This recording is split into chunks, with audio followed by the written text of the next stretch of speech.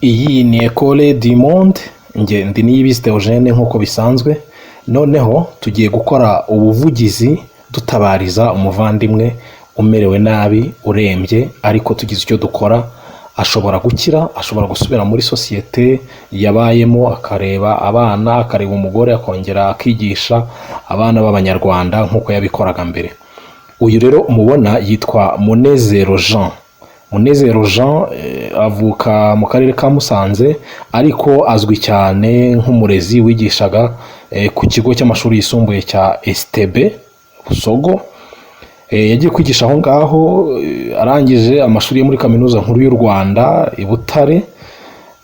Yize ekonomi, abize muri ekonomi muramuzi, promotion ya FEM, Faculty of Economics and Management, yatangiye muri 2006. Muramuzi, hari n'abamwitaga Gato. Yaje guhura n'uburwayi bukomeye nk'uko mubibona, murabona ko aryamye mu bitaro, abeshejweho n'imashini ziyungurura amaraso ye. Yarwaye impyiko, akaba agize igihe cyo gutabarizwa, agize igihe cyo gutabarwa. Umuntu ufite umutima utabara, umutima mwiza, mwamufasha, twafatanya tukamuyamba, tukamurwanaho, tukareba ko yagarura ubuzima. Mbese no kuvuga ko ubuzima bwe buri mu biganza byacu. Abo yakoranye nabo, abiganye nawe, abakunzi be, abaturage bakurikira iyi video bareba agahinda ke, bareba ibibazo bye, twamutabara. Kandi burya ugira neza abatije Imana abazabona ubwo bufasha bwe kwa Nyagasani. Reka rero tumufashe, dukurikire ikiganiro twagiranye aharyamye mu bitaro African Health Care i Rubavu. Ni ibitaro bikorera mu bitaro bya Rubavu bya Gisenyi, akaba ariho arwariye mu gashami gasuzuma, gafite izi mashini za dialyse ziyungurura amaraso. Niyo wabona igiceri cy'ijana, wabona 500, uko wabona kose, wabona 10,000, wayabona ibyo wabona byose, watanga ubufasha, tugafasha Munezero Jean akivuza, kandi Nyagasani azabahemba. Reka rero dukurikire ikiganiro twagiranye. Iyi televiziyo ni Ecole du Monde online. Nge ndi Niyibizi Theogene. Mukande kuri subscribe kugira ngo dukomeze dusangire amakuru, kandi nanabizeza ko dushaka guhindura icyerekezo, twajya tubagezaho amakuru nk'aya afasha, atabariza abantu bari mu bibazo nk'ibi ngibi. Murakoze, reka dukurikire ikiganiro, dukurikire video. Turamusabira ubufasha, ubuvugizi, kugira ngo buri wese amenye ko kuba hari ukubana, kandi ko aramutse akiza byashimisha twese, umuryango we natwe twese muri rusange, n'igihugu agakomeza kugikorera. Merci. Nitwa Munezero Jean, ndi umupapa, mfite imyaka 38, ndi umupapa w'abana 2 n'umugore umwe. Nkaba mu buzima busanzwe ndi umwarimu nigisha. Tukuzaga muri bitaro bya Gisenyi, uburwayi mukaguma bikongerera indero cy'umurwayi. Turatubwira ubwo mufite uko bwatangiye no kwimeza kugeza ubu. Naje kugira ikibazo cy'impyiko mu 2018, nibwo naje kubona nangiye kubyimba ibirenge, nkabyimba inda, mbyimba isura, ndivuza hose, njya kwivuza ku bitaro bitandukanye, biranga, bakamvura bikanga. Ngeze aho nza kubona transfer ya Roi Faisal, niho bambwiye ko mfite ikibazo cy'impyiko, ngomba gusimburizwa impyiko, cyangwa se hagati aho nkakoreshwa dialyse. Ubwo nibwo namenye muri 2018 ko mfite ikibazo cy'impyiko. Kuva icyo gihe 2018 nakomeje kuko bambwiye ibijyanye na diyalize, bambwira ko ibiciro byayo nsanga birahenze n'ibiki biranshanga, ariko ku bwa Nyagasani nza kugenda mbona abagira neza bagenda bamfasha kureba diyalize. Ubu kugeza ku isaha ndacyari gukorerwa diyalize, nikora 3 mu cyumweru, ariko gusa sinzi ukuntu nabisobanura, birahenze cyane, birahenze ku buryo binsaba nibura amafaranga atari munsi y'ibihumbi 80 bya buri cyumweru, kandi ndikoresha n'ubwishingizi. Imyaka 3 irashize ndi gukoresha diyalize, aho byari bigeze navuga ko narigeze ku gihe cyo gukoresha transplantation, kuko ku bijyanye na diyalize byo muri rusange maje kunanirwa n'abantu bamfashaga benshi, kubona ko bamwe bagenda bacika intege, rimwe na rimwe hari igihe ngira ikibazo ugasanga ngiye guhagarika diyalize, Imana igakomeza gukorera mu bantu, nkabona mama bifasha nkishyura. Gusa kugeza kuri uyu munota nari ngeze ku gihe cyo gusaba ubutabazi bwo kugira mbashe gukoreshwa transplantation, kuko dogiteri ubu ari kumbwira ko ngomba gushaka uko ubufasha, ubundi nkabasha kujya mu Buhinde ngakorerwa transplantation. Ibintu bya diyalize kuko aho bigeze ntabwo ari ngombwa. hanyuma kugeza ubu ngubu bakunda gukurikirana bakubwira ko icyakorwa cyihuse ari ikihe, ese ubwo butabazi burashoboka kugeza ubu ngubu? Icyakorwa, muganga Dogiteri Ntarindwa yambwiye ko ikihutirwa ni ugushaka umuntu wo kuma impyiko. Naramubonye, noneho igisigaye ni imibereho, ni amatike yo kujya mu Buhinde, imibereho uburyo tuzabaho. Yambwiye ko bisaba biri hejuru ya $6,000,000, noneho no gukoresha n'ibizamini biri hejuru ya $6,000,000 gakeya. Ku bijyanye n'ubuvuzi busanzwe, dogiteri yambwiye ko manze nashaka ibyo ngibyo, ibindi byo hari timu ibishinzwe muri minisante, bafite gahunda y'ukuntu badufasha, kuko ubuvuzi burahenze. Ubuvuzi bujyanye n'ubuvuzi minisante bwose irabwishyura, twebwe tukarwana n'icyo ngicyo kijyanye n'imibereho n'amatike, kandi aho bigeze maze gushirirwa kubera diyalize. Nta kintu muri rusange, nta hepfo ntabwo mfite ku buryo nabasha kugera mu Buhinde, kandi tugomba kugenda turi abantu 3. ngo ibyo musabwa byose ubwo nk'uko bamaze kubitubwira birakabakaba muri miliyoni 12 zinorenga, zishobora no kurenga. Ku bijyanye no kujya mu Buhinde byo birakabaka hejuru ya miliyoni zigera muri 7, kuko hari n'ibizamini nzamanza nakoresha muri wa Faisal. Ibyo bizamini nkakubitiraho amatike y'abantu 3 n'imibereho izadutunga mu Buhinde. Ibyo byose birampenze cyane ku buryo nta bushobozi nabasha kubona. Kandi ku bijyanye na diyalize, dogiteri yambwiye ko revo ngezeho diyalize idakenewe cyane, ari gukoresha ibishoboka byose nkakorerwa transplantation. hanyuma kugeza ubu bavuga ko ubushobozi bugenda bugabanuka, urabona ko iki urasaba iki? Ari abagira neza, hari inzego zibishinzwe ndetse n'abandi bose badukurikiye muri rusange, basaba ukurikije uko ubona. Muri rusange yewe ndasaba abagira neza, Abanyarwanda n'abandi bose bashobora kumfasha, ko bangirira neza bakampa ubufasha, nkareba niba nanjye nabasha kongera gusubira muri sosiyete.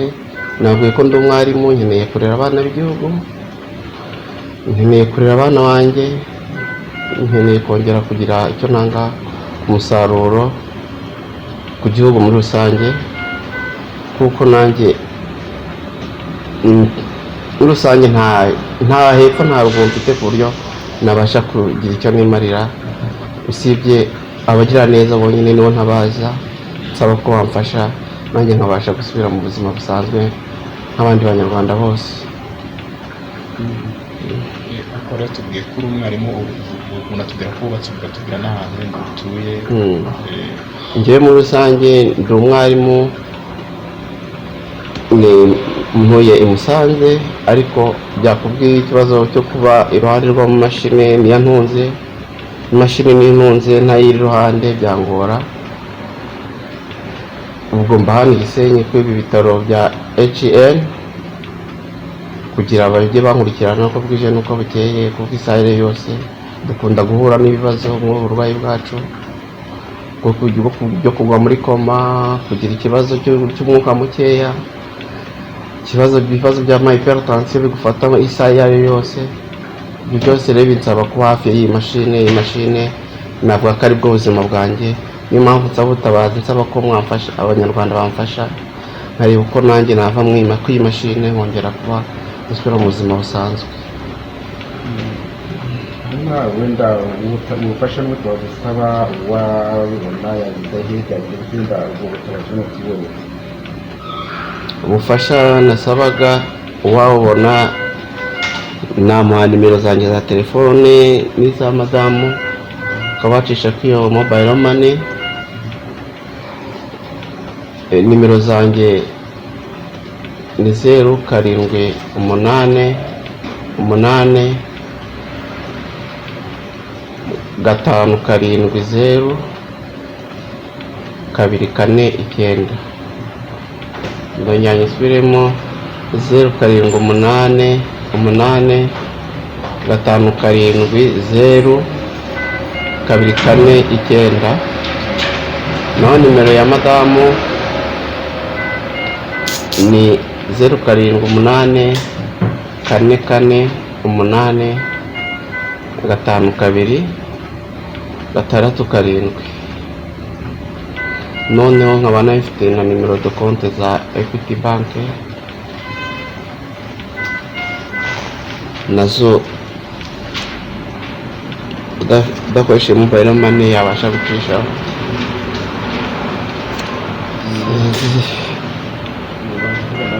Ni 4 0 0 7 1 1 1 1 5 6 5 5 3. Dore nimero za Equity Bank ushobora gucishaho ubufasha bibaye ngombwa. Urumva ibyo bihagije. hanyuma tugiye kubona kwikinira hano mu bitaro hano bifashwa n'abaganga hano mu bitaro bya Gisenyi. Ubundi buzima ubayeho ute mu buzima bwa buri munsi ko burimo ko bukeye bijyanye n'imirire n'ibindi byose bigufasha muri ubu burwayi bwawe?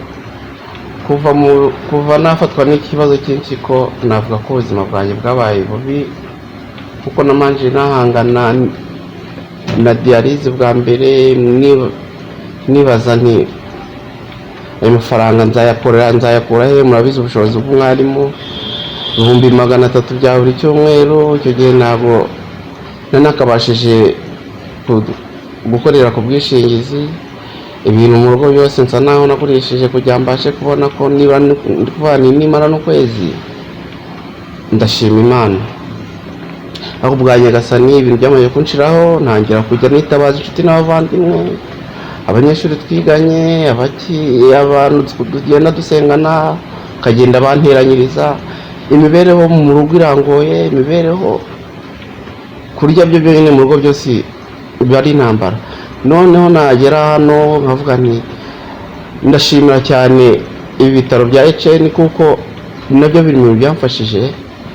Bageze icyo bita kwihangana, nkabagiramo amafaranga menshi, nkavanditse mano ejo ndabasubira imbere ngiye gukoresha dialyse n'amafaranga, ariko ku bwabo abakozi bayo, abaganga bakihangana bakagerageza kunkorera, nkabo bakavuga bati igihe kigerageje ushakisha, nanjye nkagerageza gukubita imitwe hirya no hino, udufaranga mbonye nkatuzana bakatwakira gutyo kugeza ku isaha. Nuko nagiye mbese nashimira ibitaro bya African Health Care Network kuko byaramfashije cyane kugeza ku isaha, atari ukwihangana kwabo ntabwo nagakwiye kuba nyiriho.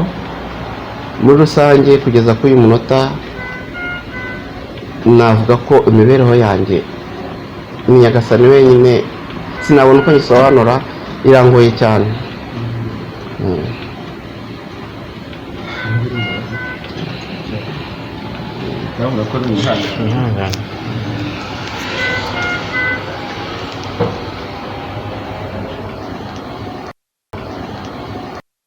Amazina yanjye ni Nyirabavakure Chantal, nkaba ndi umuganga ukurikirana umunsi ku munsi ubuzima bw'abarwayi muri rusange.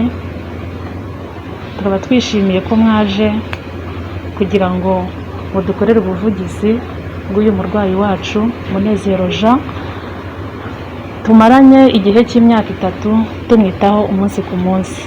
Murakoze.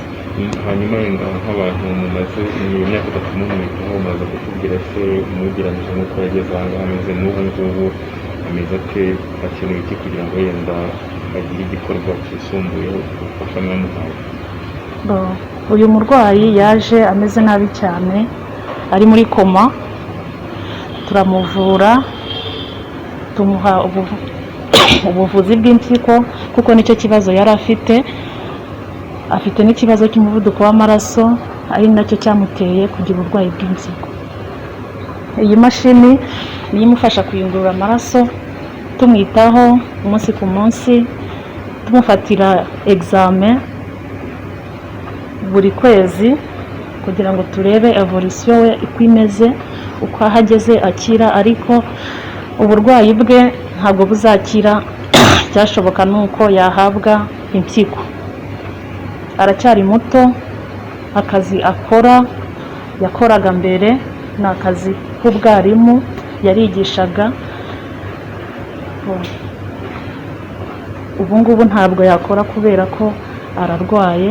Icyashoboka nuko yahabwa ubufasha, akahabwa impyiko kugira ngo asubire mu buzima busanzwe.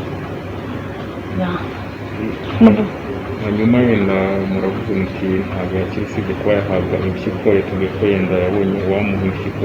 Kugira ngo wenda izindi operasiyo zose zikorwe hakenewe iki kuri ubu ngubu? Mwenda nk'abaganga muzi byinshi mwanamwitayeho.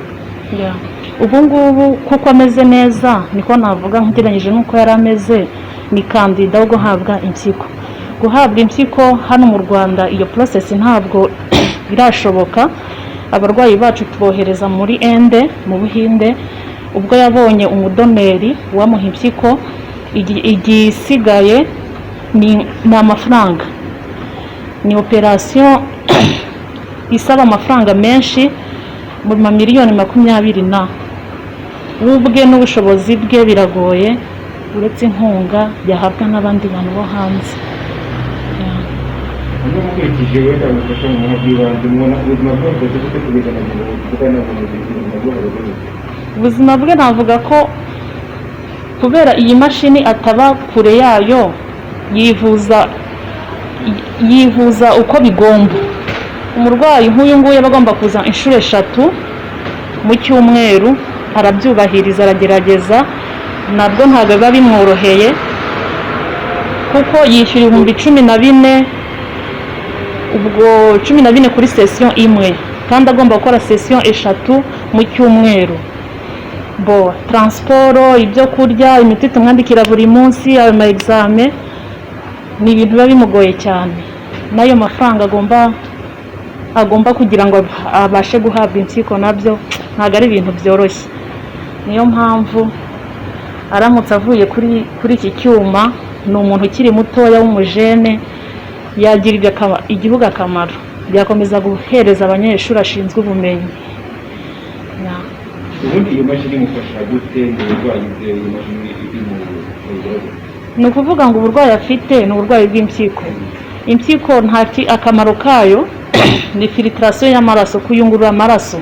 Ifite akamaro kenshi, harimo kuyungurura amaraso, harimo kuregira blood pressure, umuvuduko w'amaraso, harimo imyanda gusohoka idakenewe.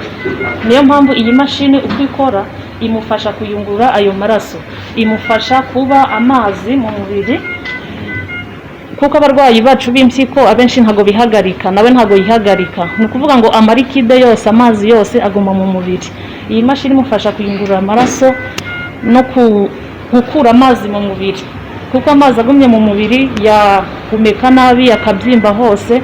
Ariko kuko yubahiriza gukora dialyse, kuko yubahiriza kutajya kure y'iyi mashini, niyo mpamvu umuntu ameze neza. ariko ukurikije uburwayi afite n'ibikene kugira ngo ndamuze biki nk'aho umuntu ukurikiranwa musabira iki kugeza ubu?